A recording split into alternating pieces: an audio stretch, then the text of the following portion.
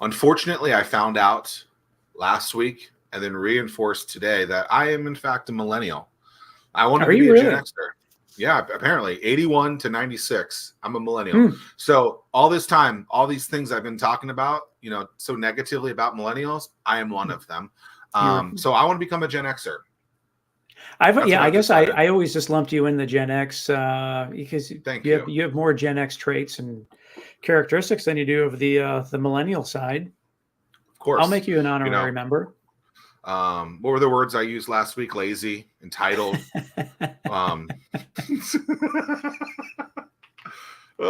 Anyway, I digress. Heavy sigh. How's it going? Good, man. How about you?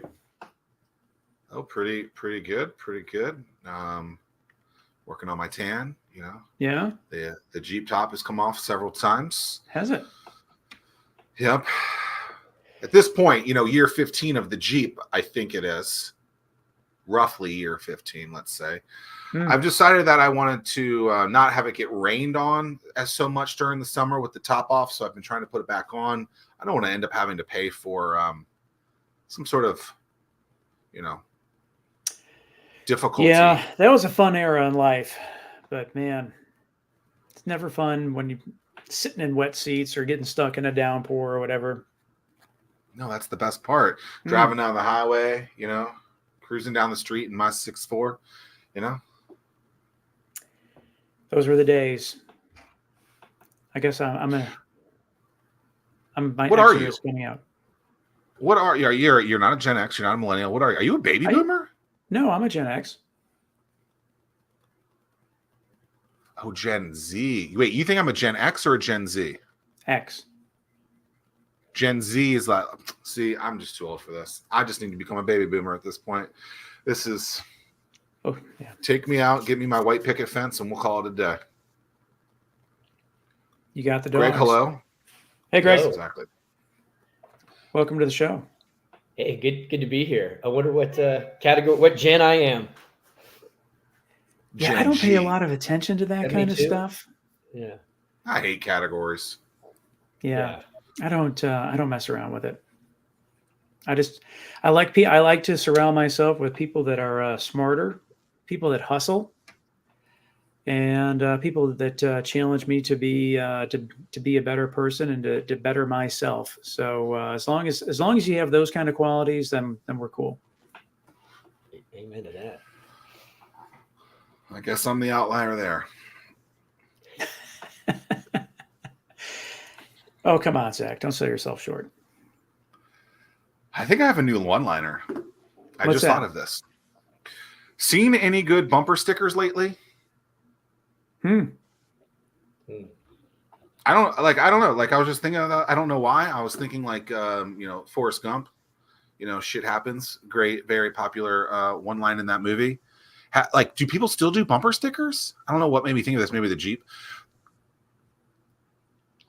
Because you got a lot of branding. You guys, some people do the 757. You got the RVA. You got some people do the NFK.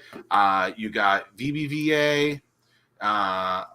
Stuff like that. The brand of cities and stuff like that. Maybe that's why I was thinking about that. Good transition, Mr. Miller. But where are we going with that? I don't know, man. I am not a bumper sticker person. I don't know about Greg, but.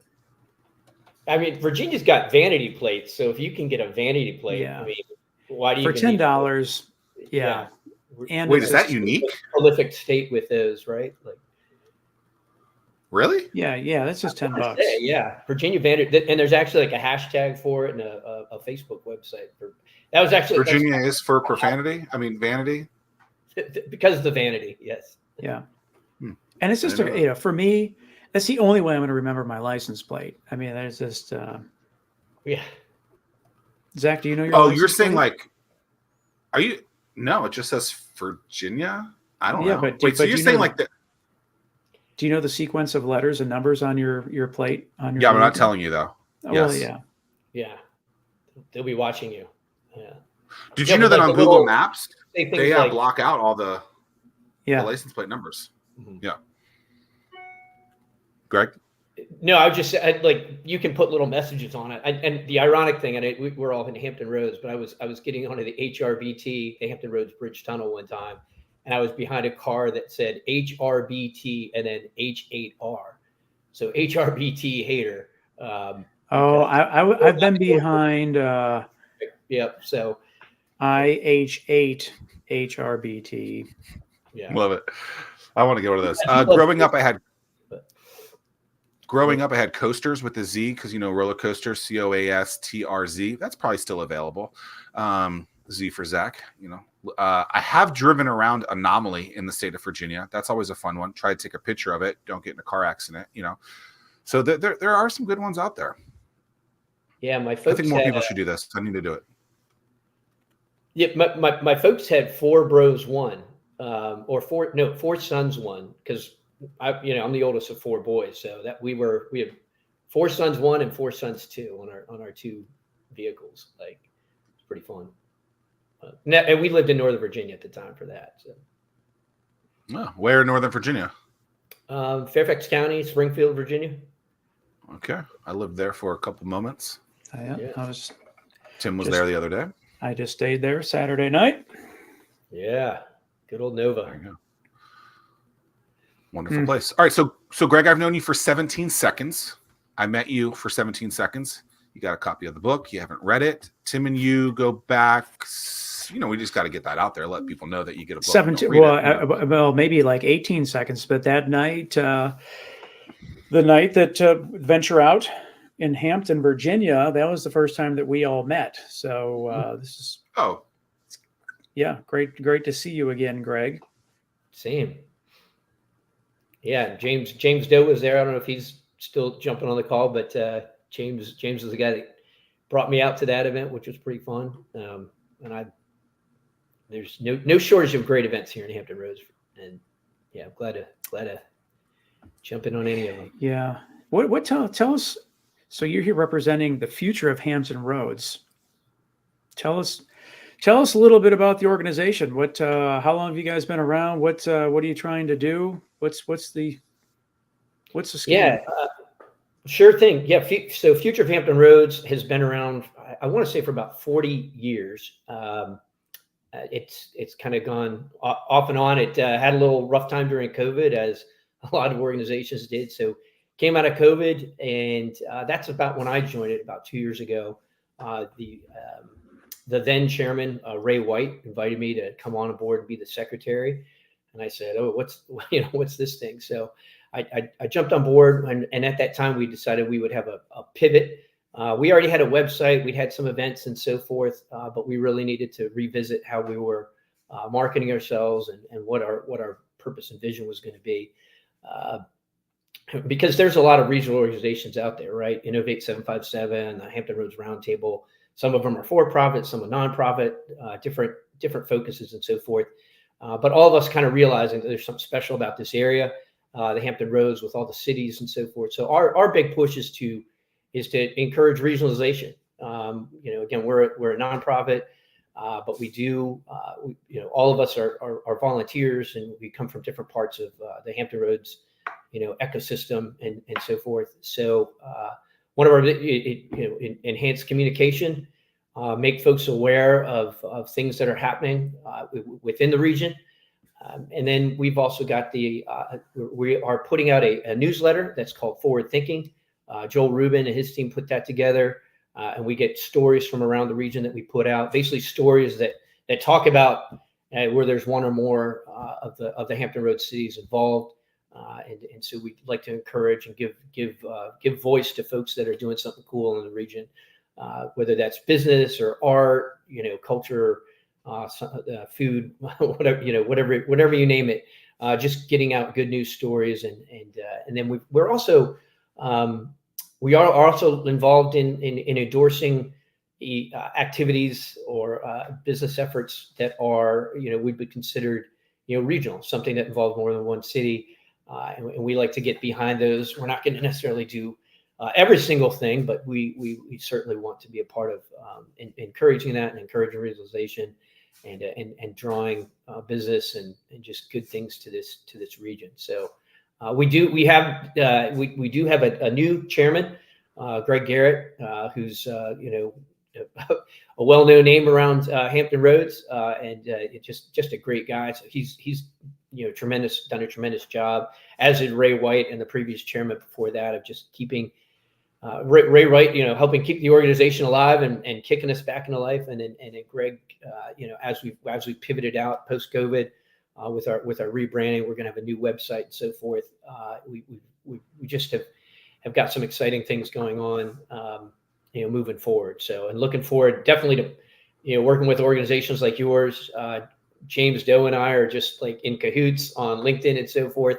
And I just love it. I love seeing folks that are jazzed about this region, like yourselves, and just looking forward to where the future goes. Once things like, as we were talking about the HRBT, looking forward past the traffic, and looking for the day when that bridge tunnel is going to be modernized and upgraded, and seeing that, hey, I'm not going to be an HRBT hater.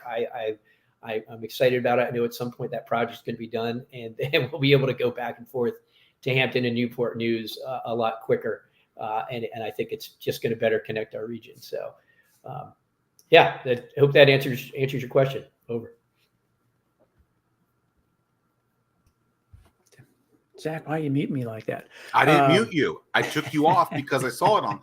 Come on, man. Don't man, we're 213 episodes in, and we're still figuring it out. No, we had Greg recently. I don't know what show number was, but it wasn't long ago. That was a fun episode. We shared some laughs, and he'll do great for the organization. Greg's a hustler. He's always out there doing something. Seems like I see him everywhere. Yeah. Yep. So you said focused on regional things, right? I appreciate that. I feel like that is a conversation that has been going on forever. People maybe have started sprinkling the words that the region is starting to work together better than ever before. To me, I don't know, we just met, just so that you get my kind of thought on it. I think this is a very simple answer, a very simple fix. I just don't think that people want to fix it. I think that a lot of people just want to talk about it, and it's an easy scapegoat of an answer. And I think that it's one of the things that is holding us back, because we actually just talk about it too much, right? It's like, if we were to remove ourselves from this conversation and actually just do it, we would never have to talk about this ever again, right? So I've been here, 17 years. There's a conversation that happened then. It's probably a conversation that happened when the organization started 40 years ago. And it's comical to me that we still have this conversation, yet it's something to me that would be very, very easily fixed by just doing it instead of just saying it. And hopefully one day it will actually just start to happen instead of that. I'm off my soapbox, but I mean, how many more years are we going to have this conversation? It's just comical to me sometimes. It's just like, what are we doing? Yeah. But that's the funny thing, is everyone says the exact same response. Yeah, what are we doing? It's like, yeah, well, let's just stop talking about it. Well, it's going to take the work of the elected officials to do it. Yeah, we just need bumper stickers. Yeah, we need more bumper stickers and vanity plates. That'll. But I think I look at Innovate Hampton Roads and Future of Hampton Roads. I think we are talking about it, but there's deeds that go along with that, and I think we do have events that we're going to be putting together, which again, do events lead to actual opportunities and things and get so forth going forward. Sometimes, I mean, those like the event that I went to at the InQ Hub. Hey, you need a place for things to happen. We need to be intentional about meetings. This call is a thing. I mean, yes, we are talking, but we're also, this is two regional organizations that are coming together and sure. But sometimes people thinking that everything's going to be immediately in your backyard is such a ridiculous comment, because it's like, hey, like, let's look at real cities. There is drive time, right? Like 45 minutes is the average commute that each person in the country goes through. It's some number like that. So then if you're sitting in traffic or you're going to work, like that is a normal thing that you're going to be in 45 minutes of traffic each way, by the way, I think. Right. Yeah. And so it's just like that's just a normal thing that happens. And I think people, I don't know what it is with the tunnel right now, but I remember, I think the number was like 23 minutes here was the local commute time each way. And I'm like, we're far and above better in that regards, yet we look at it as such a negative. It's like sometimes it's just the explanation of this stuff, and like, hey, like sometimes you do have to go from, you know, a suburb to, you know, your downtown area or across the bridge to go to an event. That's called normalcy in most areas. Yeah. And I guess sometimes maybe people are over spoiled by that, or they're looking for it, you know, what is it, the NIMBY, not my backyard or only my backyard type, whatever it is. But it's just like, it's just a wild ride. I mean, Tim has like 400 million miles on his car already because he is just going through every tunnel, everywhere, every day. He needs a helicopter. Let's get this guy, you know. Man, Zach's on a roll today. Zach is on a roll. That's a very good point. I mean, you look like a New York person. Like I used to live in northern New Jersey for a bit, and not that I worked in New York City at the time, but people were commuting, you know, 45-minute commute. Not unheard of have 2-hour commutes. And sure. Tim, you just up in DC, you know, in my job, business development stuff, I'm going up to DC quite regularly. And you know, a 3-hour trip, you know, with the easy. People travel from Fredericksburg to DC on a daily basis. Exactly. Like that's their commute. Yeah, they don't even think anything of it. I mean, I remember like when we first got here, like this, you were the outside when you were in like Stafford, you know, and then it slowly moved to Fredericksburg. Yeah. And I think the HOV lanes, they're extended all the way to Fredericksburg now. Yes. Yep. And I think it just takes one trip up there to realize. Farther too, or the VRE is going, I think, at least past Quantico. So. All right, I'm off that topic. So yeah. You feel better now, Zach? We have it good. We're just we need to understand how good we have it. And those of us that have had commutes in other locations realize that, oh, since you put it in those terms, it's not that bad. You know, I guess I'm just trying to compare it to other places that people want to be. And it's like, well, you know, there are amenities here that aren't that. But now I'm a liar because I said I wasn't going to talk about this anymore. So like I started it off again. Sorry. Yeah. Well, it just like for me, like the thing that gets me going is the fact that like from our startup company standpoint, we do a decent job from a pre-seed seed funding standpoint. And we, you know, there's some drop off at Series A, but there's companies that are getting, you know, they're successful at getting their Series A funding. But then after that, forget about it. And people don't view Hampton Roads. One, they don't know what Hampton Roads is, but two, people on the outside, they don't view that Hampton Roads is a place that a business can grow to the point where they can get the return on the investment that they're looking for. And we have to debunk that myth. And as long as we keep on going, attacking everything at an individual level, we're never going to be able to get that outside funding. So then just like we have brain drain with the younger generation, we're having brain drain with great companies. And as we all know, founders are just going to go wherever the funding takes them. So North Carolina is just 45 minutes down south, and North Carolina is just, they're whooping us when it comes to recruiting companies and offering different packages to those founders so that they'll start their business there. And like, I just got an email this morning, and it says that looking at the national rankings, Richmond came in at 174. Virginia national rankings for what? Entrepreneurship and startup. Richmond 174, Virginia Beach at 270, Portsmouth at 500, Newport News at 771, Norfolk, Chesapeake, Hampton, Suffolk, and Williamsburg are nowhere to be seen on that list. So it's like, gosh, you know, what do we need to do to have us be seen as one single entity or one MSA? And if we bring all those together, I'm sure that we would do better than 174. I mean, that Richmond came in at. 100%. Yeah. I mean, it's kind of befuddling. I mean, in your organization, ours, we're always looking at the good news stories, and we're, I don't think we're being Pippi Longstocking about them, because there are some successes that have come out of this region.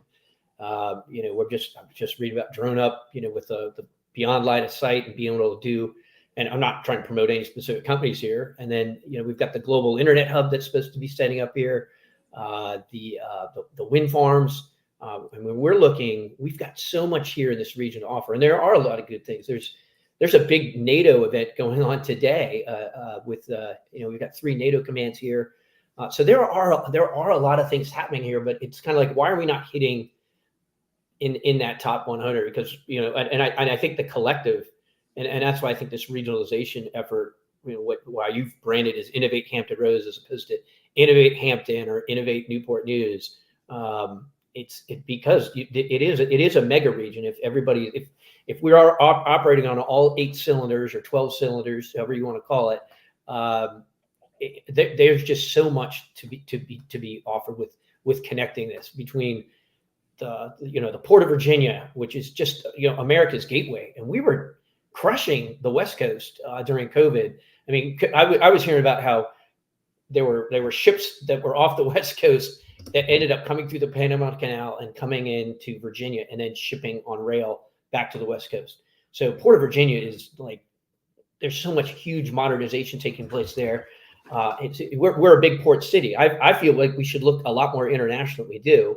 If you went to the NATO Fest or anything like that, and you see all different NATO countries there, we are very international, but somehow we just don't, we haven't quite gotten, like looking like what New England looks like, or Port of Elizabeth, New York City, and the West Coast ports. But Virginia is huge. The Hampton Roads region is, we should be right up there in the top, I think. And I think we all know that, because we know all the different acronyms that live here. And I spent a lot of time in the defense space, obviously, but Department of Energy, Jefferson Lab is up the road. We've got these tremendous government institutions that are here. It's like, it's not that nothing's happening, right? We are on the list. We're just not as high up as, and not the. Yeah. Well, it's tough. Yeah. Tough going to, hey, investor so-and-so, come and check us out. We're ranked 771 on the list of top places for startups. You'd be like, who's the source for that? Startup Blink. Yeah. And where are they? How are they coming to that number? I don't know. I'm just looking at the too long. Didn't read the TLDR. Yeah. What's number 1? What were the top 5? Oh, I don't know, and I don't even know if I have access to that.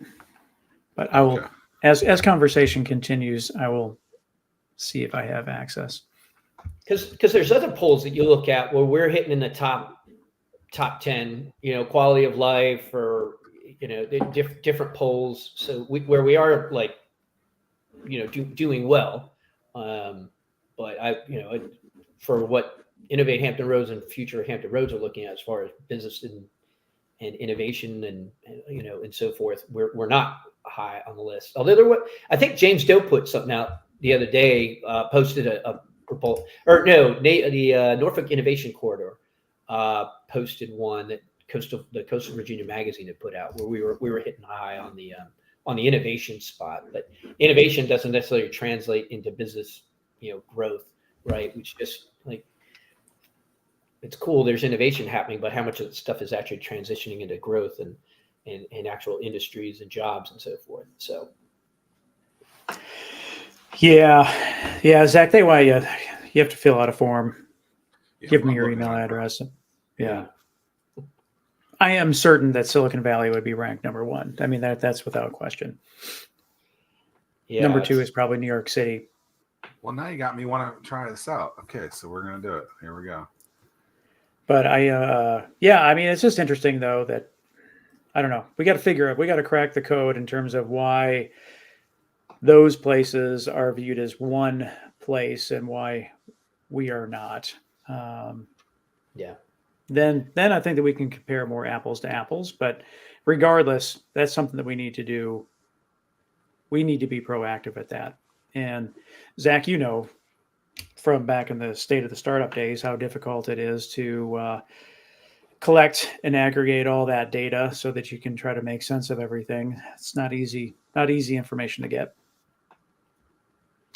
Well, and from a collection perspective, if I recall, 2015, we asked a bunch of all the cities in the area, you know, just like simple questions like business formation, business stops, why did they stop? Do we like just simple things? I can't remember all the things. It's been a decade. But I think only one of the cities actually did all of the things that we were asking. Many of them didn't want to give us the data. And I wasn't like trying to play journalist in this. I was just like genuinely interested, like, okay, like what does this look like? So we have a baseline so that we can look at it. Okay, in 2016, we did this. Do we have any reason why? Do we know anything? Like, and just playing with like that. But it just didn't work out that way. It's a, and I don't know that that's different than any other city in the country. No. But if you want to be a place where business is, you know, is blooming, is growing, is starting, is innovating, I think you need to have some sort of data collection to grasp what actually is happening. And I think that would give you a nice little bed to at least start with. Yeah, I would love to have some sort of like a, for lack of better terms, nice little syndicate, if you will, and localities could all invest into this pot of money, and then you get out of it what you put into it. But like you and I, like I texted you the other day, Zach, I mean, even if it was 1/10 of 1 cent tax to go into this pot, and then you whatever you want to invest into it, you get back out of it. Because as you know, Greg, just as much as we do, that you don't live, shop, work, play only in one locality. Everyone is driving all over the place, and that revenue is being spread all over the place. Yeah. But yeah, San Francisco #1, New York #2, LA 3, Boston 4. Where do you think DC is? Oh wow! Actually, here's a crazy stat: Austin, Texas #7. That doesn't surprise me. They have really been that city over the last 10, 15 years that has really like walked their talk. Like, wow. Now, granted, I don't know what the means of them collecting data is. I don't know if they were like, I don't know if it's actual city data, if it's give us some data from some company. Like, I don't know what that is, right? And so, but for Austin, like, no professional sport team whatsoever, you could consider that a tier 2, tier 3 city, right?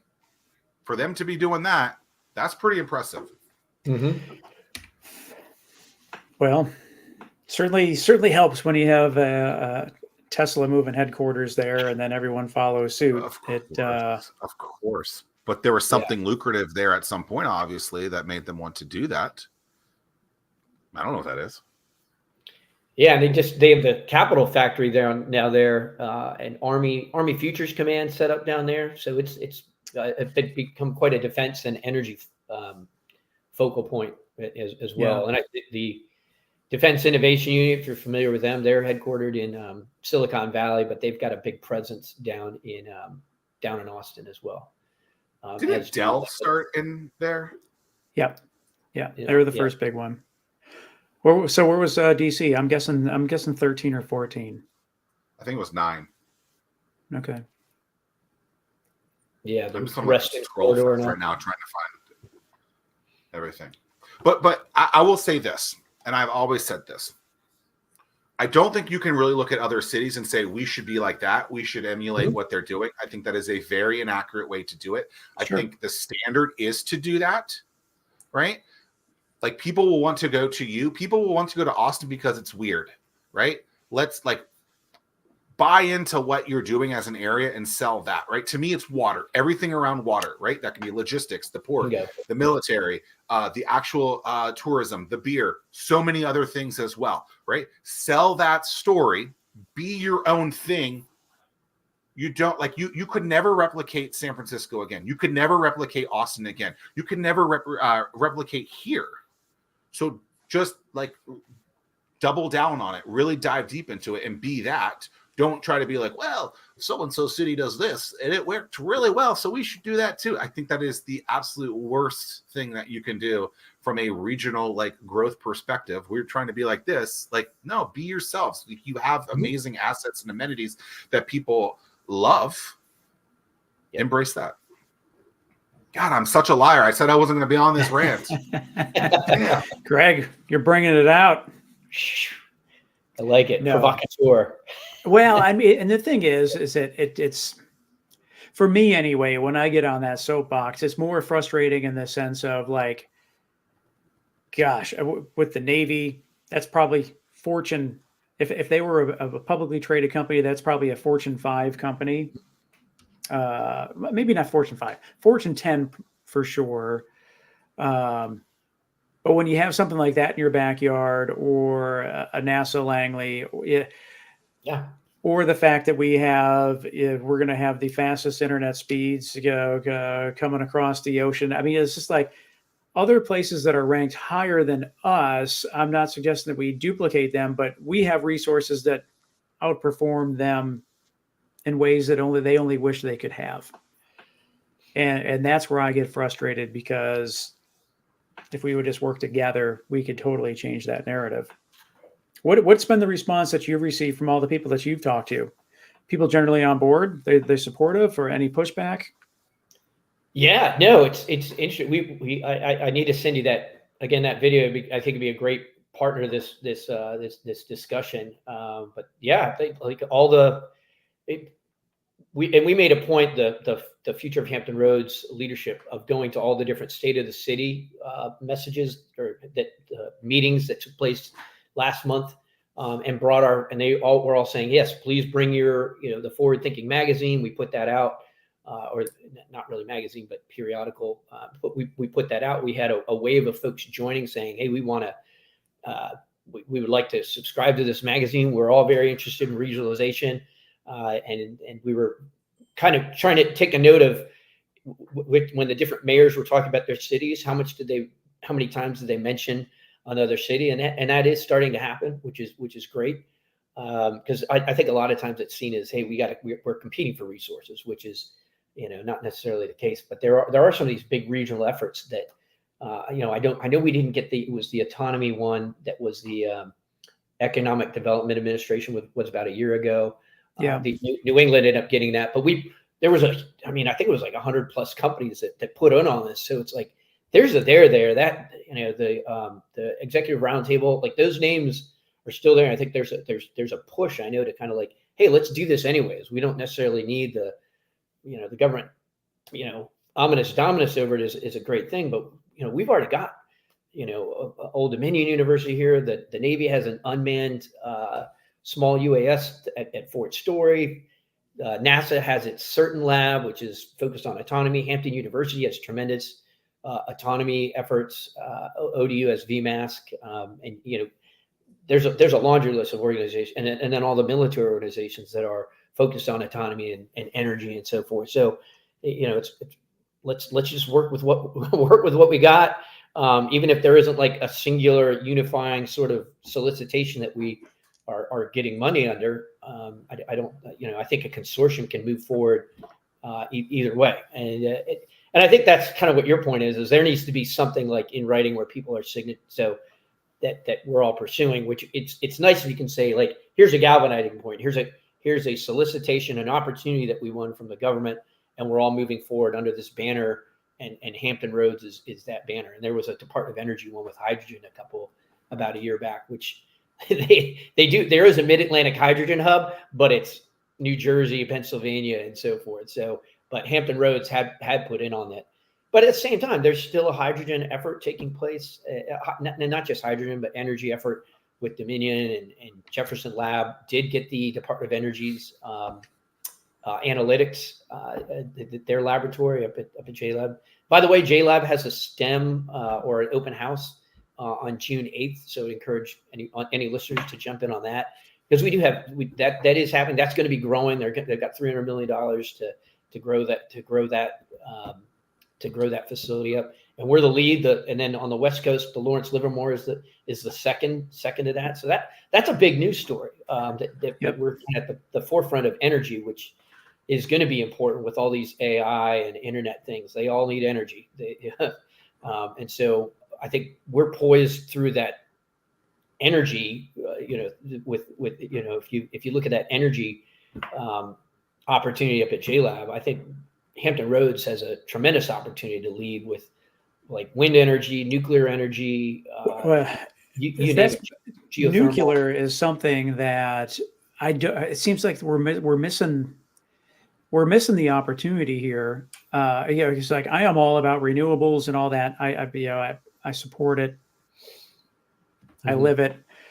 But at the same time, the Northern Virginia, and now there's a lot of talk about it with the undersea cables coming to this area. There's a lot of talk about data centers popping up in this region. And the rub is the fact that renewable energy, wind, solar, that doesn't produce enough energy to support the requirements needed from a data center aspect.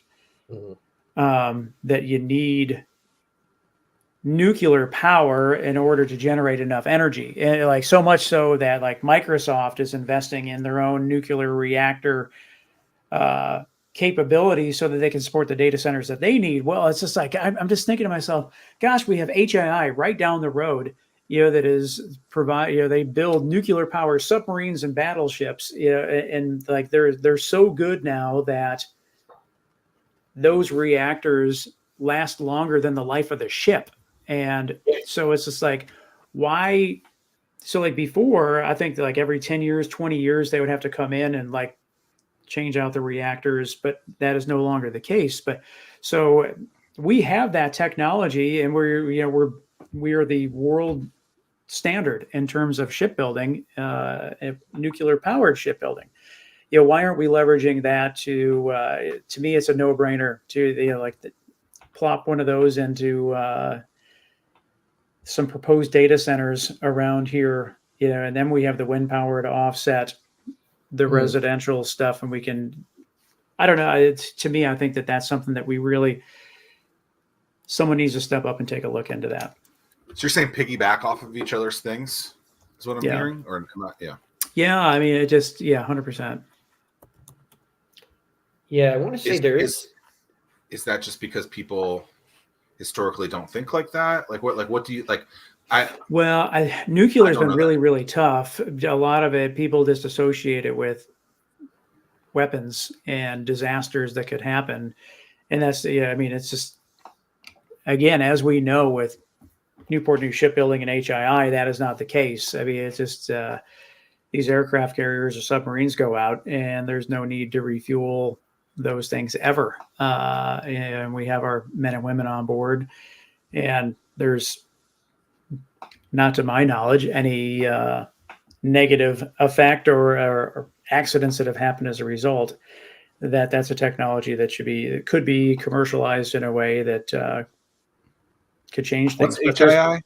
Huntington Ingalls. They rebranded themselves from. It's just HII. But what's the third eye? Incorporated Industries. Okay, I thought it was them, but I was confused at what the third eye was. So I was wondering, or the second eye was. Okay. Yeah. Yeah, I guess you'd say like Kentucky Fried Chicken is now KFC. There you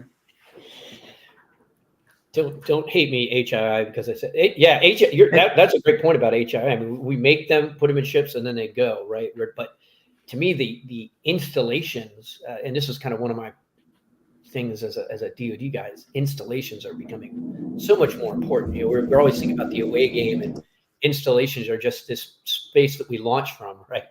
But we need to bring that energy inside of and protect it. And whether that's here in Norfolk or at Fort Liberty in North Carolina, and I think nuclear does that. There's other like waste to energy. Wind and solar can do it in a way, but they take up. I know I used to be stationed at 29 Palms, and there was a huge solar farm outside of there. So if you're able to have your own grid on the base and not just a bunch of generators for backup, but if you had something like a small modular reactor, I mean that's incredible. And I put a link in the chat too there there is now Surrey is not, hey, it's close. It's close to Hampton Roads. But there is a push to have it be a green energy hub out there, and it does. And I think you're right to tie energy with data, right? It's not just energy because everybody needs energy, but no, it's an energy data center, because in order to have that data, if you don't have the energy, you can't push the ones and zeros all that way. You've got to have that resilient, steady state energy. And I think you're right. I think nuclear does that. And we've got tremendous nuclear expertise. I would like to see it stay here. Like you said, we don't want to just be exporting it. We need to do that too with our carriers and submarines and so forth. But hey, let's model that. Let's model that right here and show that. And we've got hurricanes we're under hurricane threat, and we've all known what it's like when the power goes down. I don't want to say, should I not? Did I jinx this, Zach? I see the figure.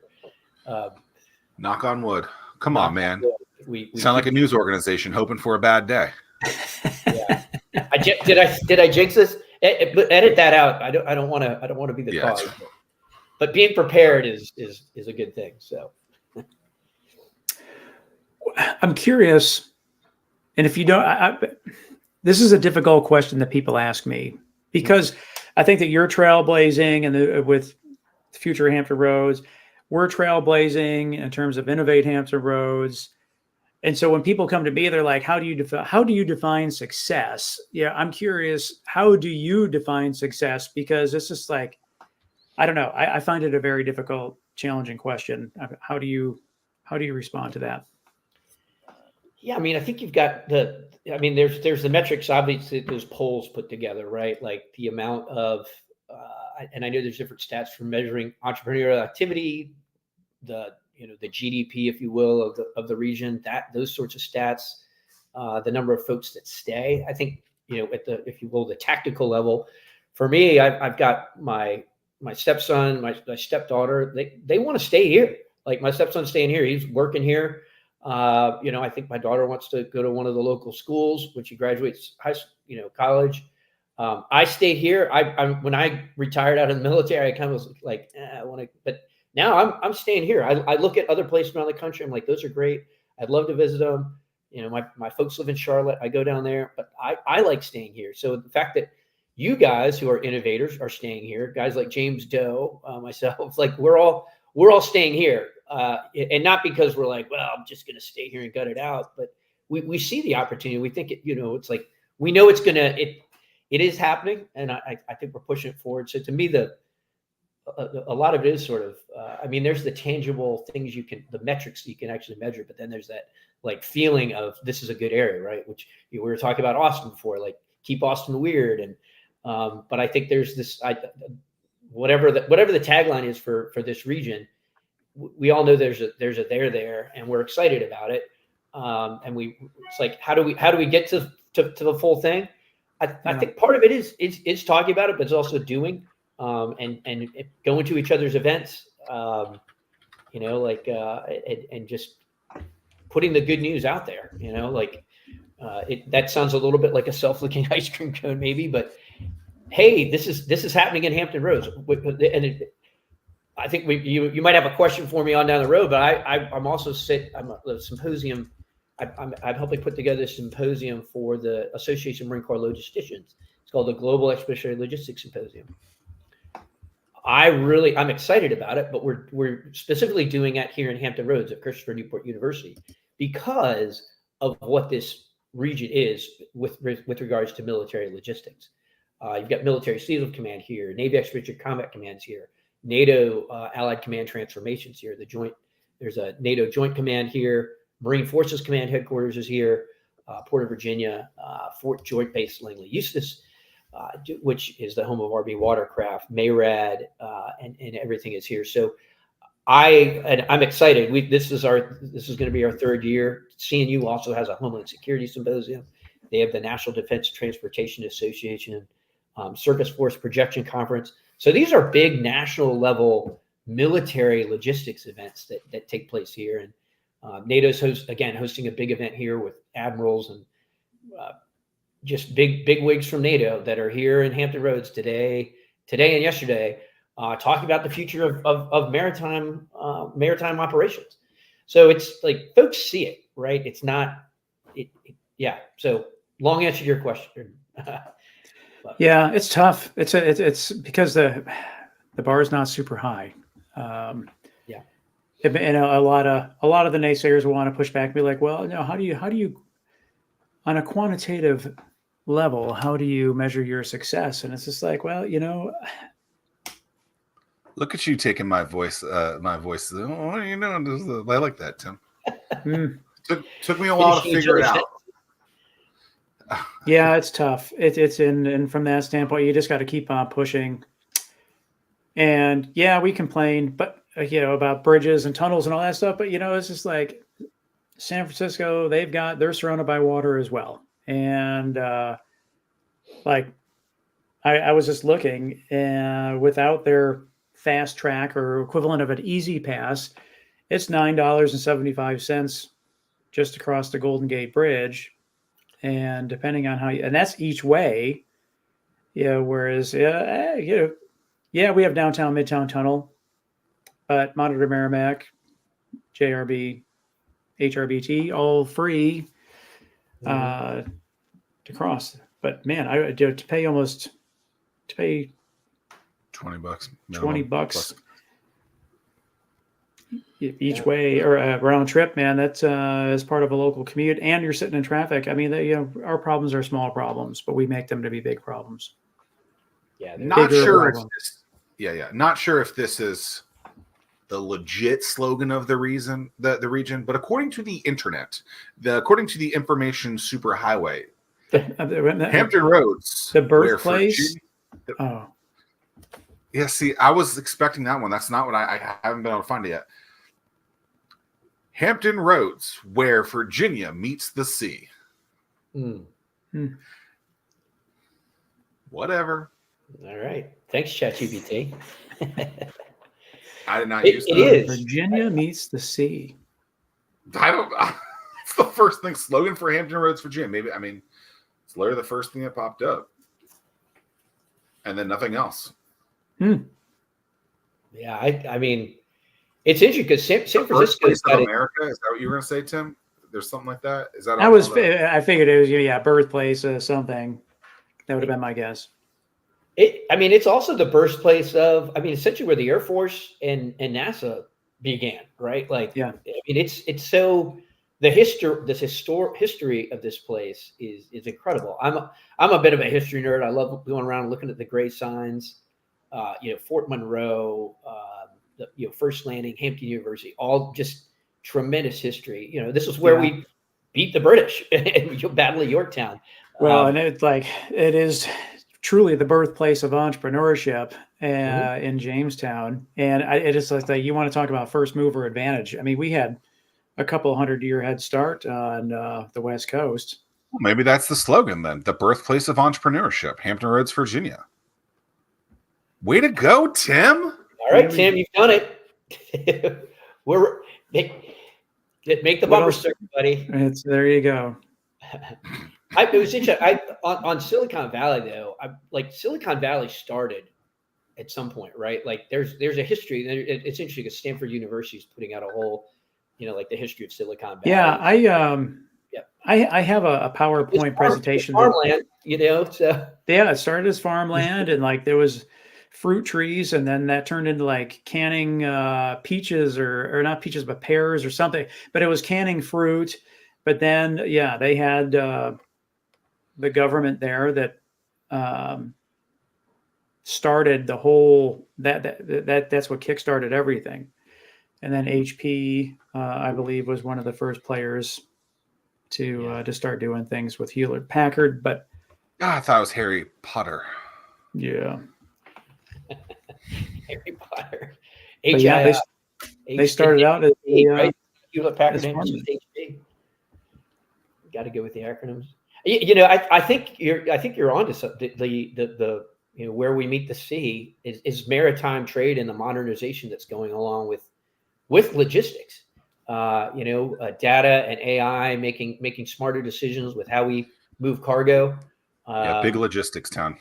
We are. I mean, when the bridge collapsed in Maryland, we took over all that, because Chesapeake Bay is the gateway for that, right? The ships either go right up to Baltimore or they go left and straight into Norfolk and all the ports that we have here. And we've got some tremendous building going on here. I think you guys would probably take like, what is it, 264? If you go south into Suffolk, you just see these huge warehouses, right? Where, I don't know if you know this, Suffolk was the peanut capital of the world. It's now apparently the coffee capital of the world. Ironically, right? It's not because we grow coffee. It's just that's where all the coffee comes in its stages. I think it's Massimo or something like that. But you can see. Oh, really? If you're heading down to North Carolina, it's like, wow, now we're a big distribution center. So there's a lot of cool stuff happening. And I think on the logistics side, I mean, it's not as sexy as like, hey, hypersonics or stuff like that, which some of that's going on, or some of the newfangled things going on at Silicon Valley. But this is a place where you could practically do that. I mean, I kind of troll the Silicon, because there's a Silicon Valley defense group out there. I'm like, really? Silicon Valley needs to be defended? But I mean, I get it, good on them. And yes, we do, the Defense Department had a great divide with Silicon Valley. Now they're, with great power competition, we're sort of bridging that divide. I'm like, hey guys, we're here, in Hampton Roads as well. And there's not a lot of water in Silicon Valley. I don't know if you know this, but it's, I mean, they've got San Francisco Bay, but I think as far as places where you can actually train and rehearse, experiment with maritime autonomous systems, whether those be on the surface or in the water or under the water, this is a great spot to do that. You've already got all the ranges, right? Dam Neck and Oceana and Langley and so forth, where it's already, the military is already doing that. So this is a great place to come. There actually is, we do a lot of that, but I don't know if the commercial sector quite realizes, like, oh, there's a whole bunch of infrastructure we can just jump in on and do testing. Fort Story does experimentation all the time, but I don't know if that's quite like businesses that are elsewhere in the country realize, why don't I set up shop? I mean, HII obviously gets it, but why there aren't new companies setting up here? Well, yeah, I mean, that's a great point with HII, and they're a lot of these companies are smart. They're not just doing it for the sake of doing it. But and it may sound silly, but my goodness, I mean, how much research did Buc-ee's do to determine that they're going to put something in New Kent? Yeah, you just don't do that on a whim. Clearly they see something. Yeah, and when is that opening? Next year, I believe. Yeah, it's going to be fun. I've never been to one. Zach or Greg, have you been to a Buc-ee's? Yes. My wife's from Texas originally, so when she saw the news, it was like, woo, like better than King's Dominion, or that's a pretty cool store. I'll see stuff on my X feed, and they'll say with people first time Buc-ee's, people like, it lived up to the hype. It lived up to the hype. I don't know. I've not been to one, but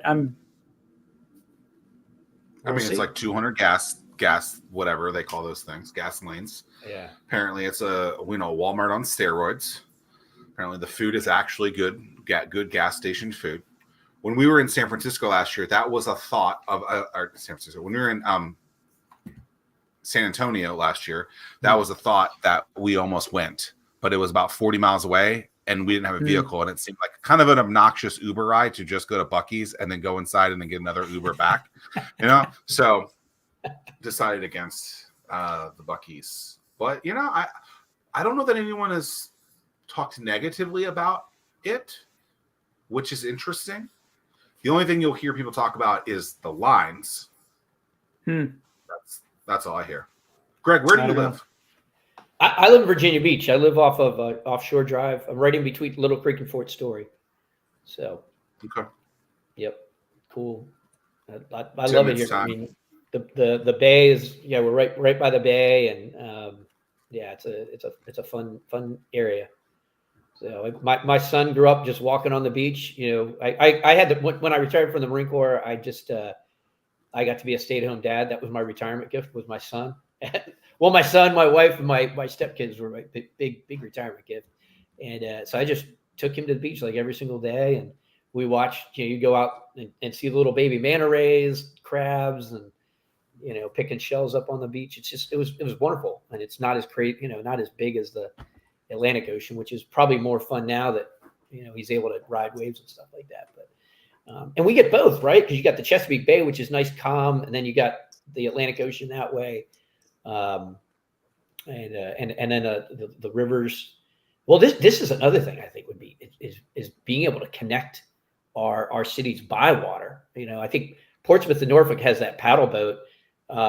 One of my things is, man, if we could use the water for like high-speed ferries or something else, like advanced air mobility over the waterways. I mean, now you're talking about going to DC and so forth in a much quicker time. And using the waterways, I think would be a tremendous way to connect. Instead of being divided by water, now we're connected by water. Yeah. And probably, now with the technologies and artificial intelligence and LiDAR and so forth, I think collision avoidance would be the big thing using waterways. But it is you've already got the infrastructure there of this tremendous waterway, so you're not having to build roads.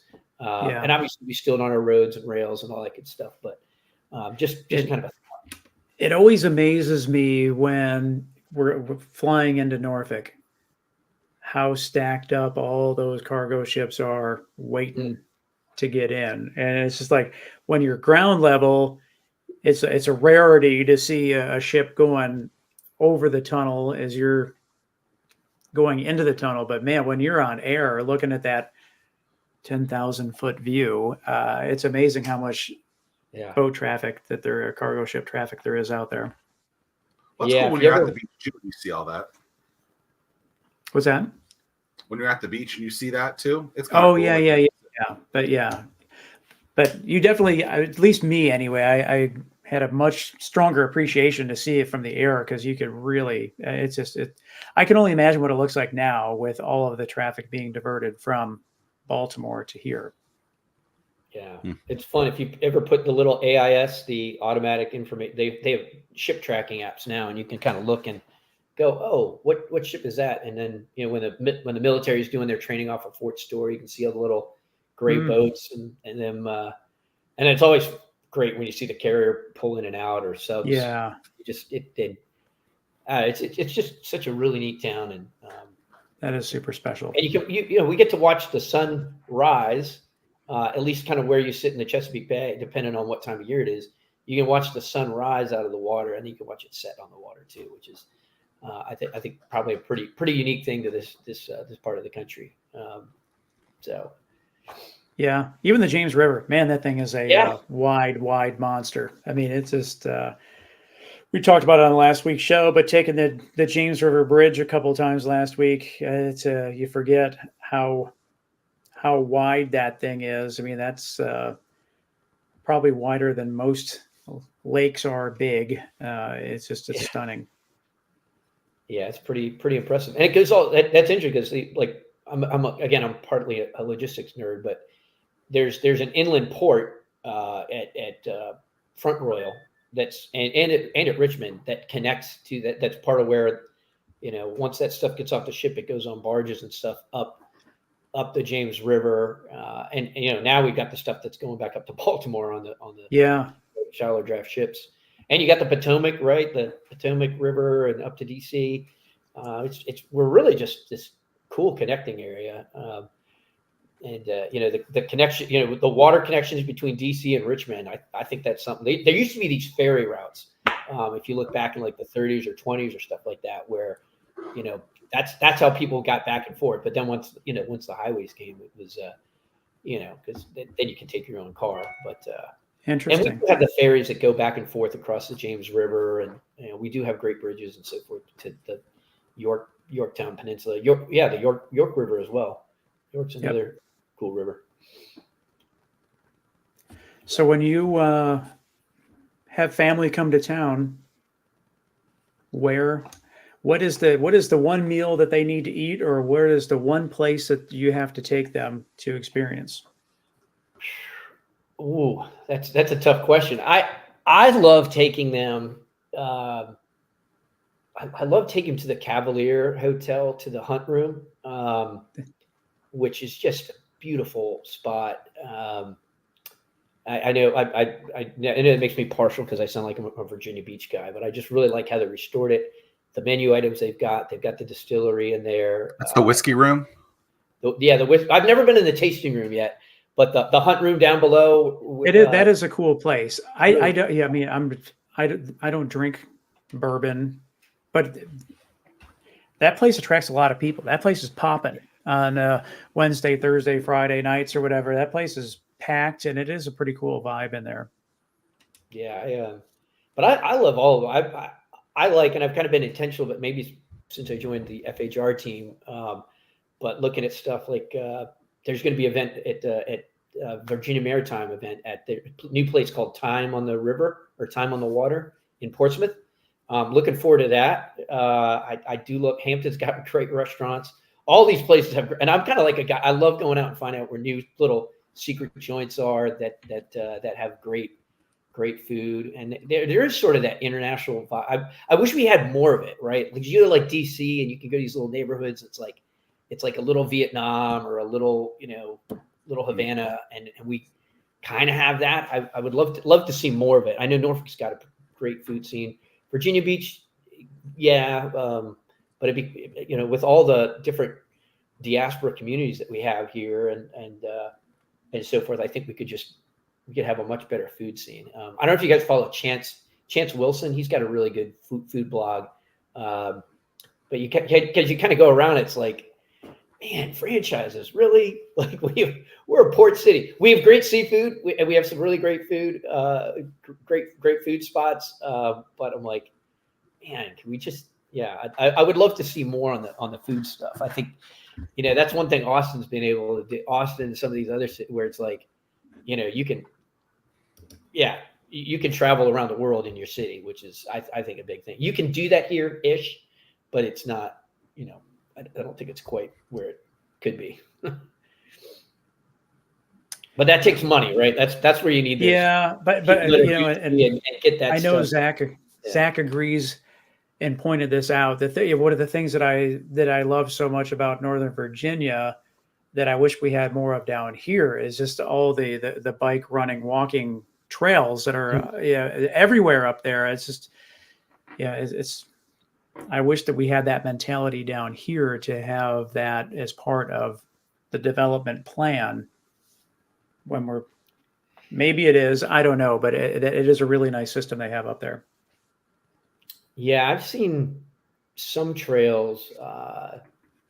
Like there's Elizabeth River Trail. I want to say that's that they're always. It's not a trail. It's not a trail. It is a route in a neighborhood. Fair enough. Yeah, it is, but it's not like I'm really not trying to bash that. Yeah. But it is not the same thing, right? It is not a compared to Northern Virginia. Or just like it's like at some point they decided to we're gonna make this a route and we're gonna call it a trail when it's like all these it was never all intentional all in one thing. Where if you like you're talking about a Prince William Parkway in Northern Virginia or something to me there's a couple of trails here. There's Noland, there's the one with all the snakes in Newport News. Tim, I can't think of what that's called. Sandy Bottom. There's First State Landing. There's the Great Dismal Swamp Trail, right? But there's nothing dedicated the same way up there where it's obnoxiously apparent that they're all there. So it's nice. But Elizabeth River Trail, they probably hate me for saying that, but I think it's a route and I've done it many, many times, but I just urban hiking, right? Or urban. Yeah. Greg, a pleasure meeting you again. This has been fun. Looking forward to seeing you in the flesh. Chance Wilson is from Buffalo. All right. Well, congratulations, Chance. Oh, I'd be remiss if I didn't talk about the tremendous workforce opportunities that I think we have in the region. Right? Like I think we're all aware of that, but we talked about the brain drain and the degree drain. Let's keep them here. It's like we need the job to keep those folks here because I think it'll grow. So I maybe saving the best for last as the tidbit as we're putting a period on the end of this discussion. Like that's something that we need to lasso that in, and there's some great folks working on that, like Sultan Camp and. I know you guys are about that too, right? Like let's innovate, but let's get businesses to stay here because then we get the brains to stay here, and then it'll, I think that's, yeah. Anyway, Zach, I knew you were trying to close us off, but I was like, we didn't talk about workforce development and economic development and the tremendous workforce that comes here and then jets. I will say there does seem to be a big divide, and as we wrap that between the military and the rest of the region, so to speak. I was at Fort Eustis last week for one of their transition assistance programs seminars, where the service members that are leaving service, whether they're separating or they're retiring. That's how they learn how to transition into civilian life. And they were just, they were so eager to learn and want to learn more that it was really, really, it was super cool to experience that. And to me, I think that's something we need to embrace them a lot more, because I think that they would be more apt to stay in this area if they felt that connection. And Sultan is, and his team are doing a lot of great things, and there needs to be a lot more of that happening. Check. All right. Episode 213 in the books. Greg, thanks for joining us. Wish you continued success on your journey. Together, we'll make some things happen. Yes. Keep us posted. Talk about it and be about it. That's man. That's right.